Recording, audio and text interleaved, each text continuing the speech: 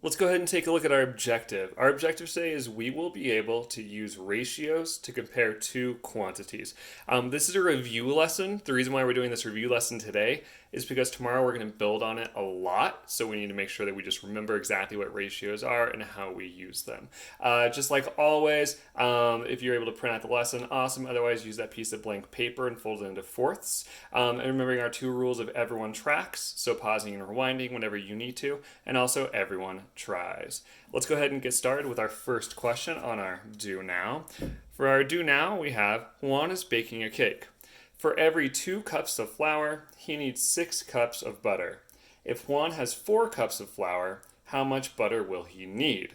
I'll read it one more time, and then you can go ahead and pause and take as much time as you need to solve this. So, Juan is baking a cake.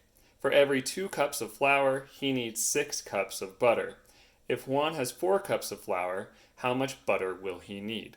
Go ahead and pause and resume the video when you're ready to go over it in the next 5, 4, 3, 2, and 1. Let's go ahead and get started on how to solve this question. Remember that you should have some sort of answer written inside of your notes already in that blank box using a complete sentence. So for ratios, I'm actually going to go ahead and we'll start by actually drawing a chart. And for this chart, we're just going to have the two things that we're comparing. Remember, ratios are a comparison of 2 or more quantities. So we're comparing the amount of 2 different things. So here it says we're going to compare, so it says for every 2 cups of flour, he needs 6 cups of butter. So we're going to be comparing flour and butter. So let's go ahead and just create a chart. So we have our flour and our butter.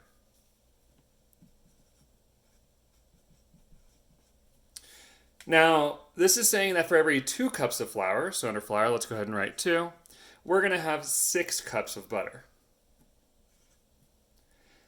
If one has 4 cups of flour, let's go ahead and write 4 under the flour section.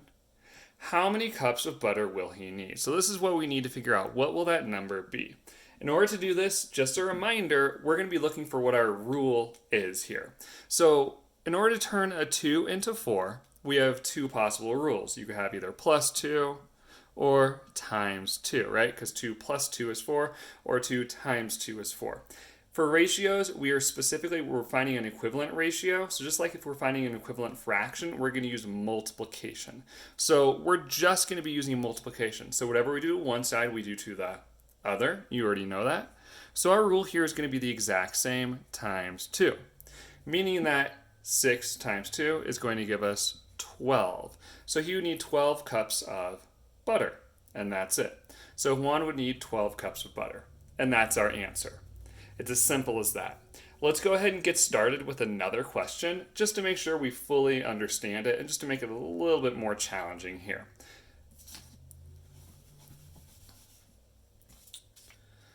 For our second example, it says, to make delicious hot chocolate, you need 1 scoop of hot chocolate mix for every 3 cups of water. How many scoops of hot chocolate mix do you need for 12 cups of water? Again, we're going to go ahead and solve this one together, and we're going to start by using a chart. Again, I want to encourage you to use your charts. I'll show you in a second on this side how to do it without using that chart or without that table. So here we have 1 scoop of hot chocolate, right, mix. So we're going to compare the mix and compare that to water, all right? So our ratio right now is 1 scoop to 3 cups. So that'd be a 1 to 3 ratio. We could write that in our chart or our table as 1 to 3, or we could write it over here using numeric form or just ratio form of 1 to 3. We could use fraction form or division form as well. We're just not going to be working on that today. So again, how many scoops of hot chocolate do you need for 12 cups of water? So we're going to write the 12 under the water, right? Because it's not the 12 cups of mix, it's 12 cups of water. And we need to figure out how much mix do you need. So again, thinking about what is our rule here. While you're thinking about what our rule is, we know it's getting bigger, so you're going to be multiplying, right? So while you're thinking about that, I just want to hop over here and just remind you what you could do is the exact same thing. So we have our 1 to 3 ratio, but instead the only difference is it's not as a chart, So we would have a 3 here, or I'm so sorry.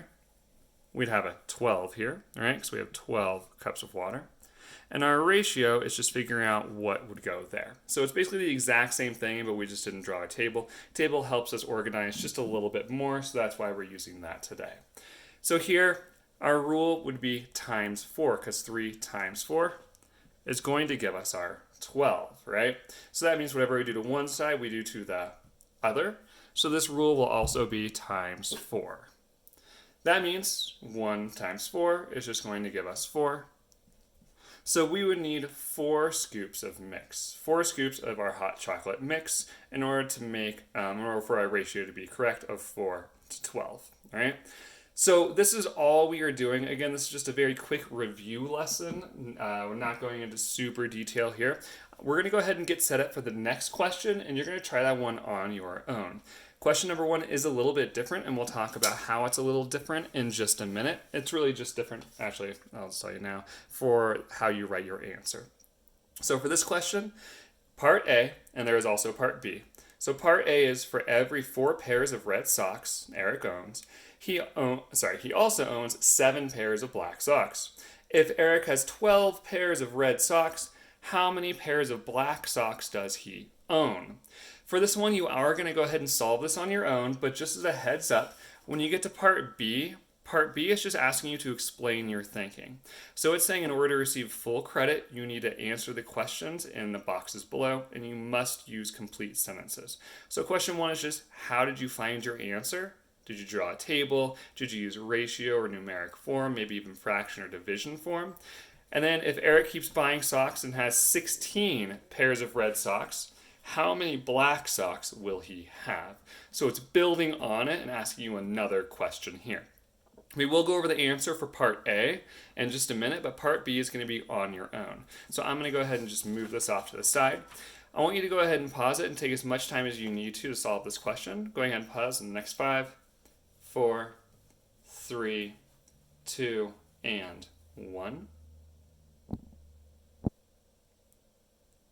All right, so let's go ahead and go over our lesson.